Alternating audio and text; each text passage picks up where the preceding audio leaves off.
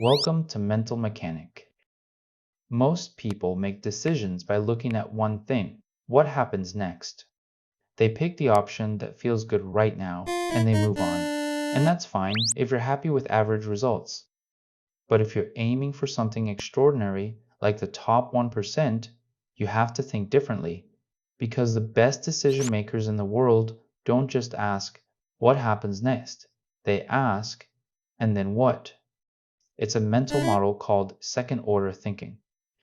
And in this video, I'm going to show you exactly how it works, with real examples and practical ways to start using it today.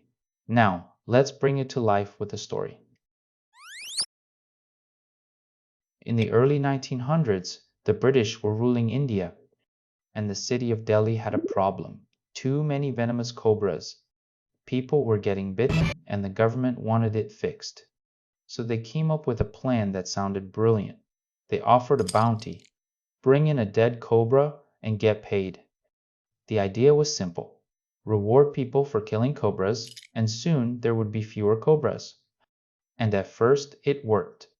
Dead cobras were brought in by the hundreds, the money was paid out, and everyone seemed happy.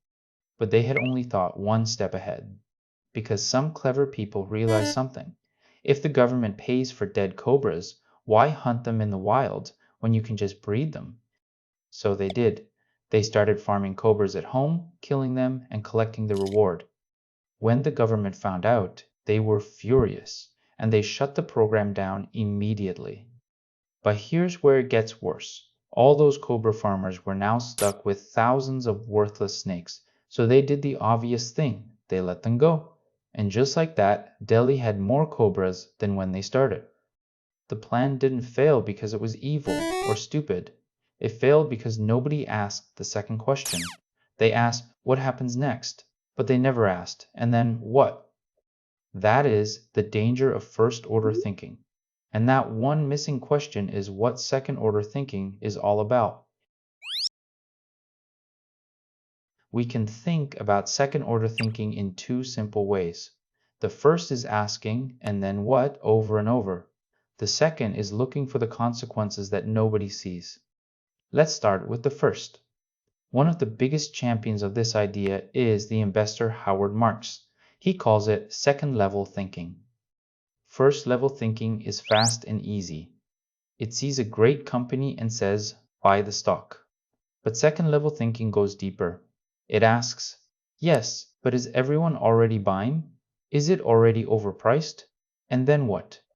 Anyone can think one level deep. Almost everyone does. But the people who win are the ones who keep asking, and then what, until they can see the whole chain. It's a bit like chess. A beginner looks at the board and makes the move that looks good right now. But a grandmaster sees the move, and the reply to the reply. 10 moves into the future. Same board, completely different game. The second side of second order thinking is looking for the unseen. Almost 200 years ago, a French economist named Frederic Bastiat wrote about exactly this. He said that in every decision, there is what is seen and what is not seen. The seen is the obvious, immediate result. The unseen is everything that comes after, the ripples you have to imagine. Most people only react to what is seen, but the real consequences, good or bad, are almost always in the unseen. Learning to picture those ripples before they happen, that is the entire skill. Second order thinking is one of those tools that applies to almost every part of your life. Let's start with work and decisions.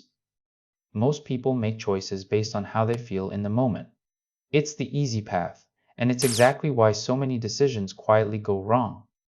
A simple fix is to play the tape forward.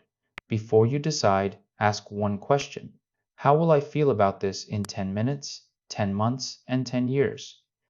The thing that feels amazing in 10 minutes is often a disaster in 10 years, and the thing that's a little painful now is often what you'll thank yourself for later. You can see this everywhere in business. A company cuts corners to make this quarter look great. That's the first order win. But the second order is customers who stop trusting the brand, and that bill always comes due.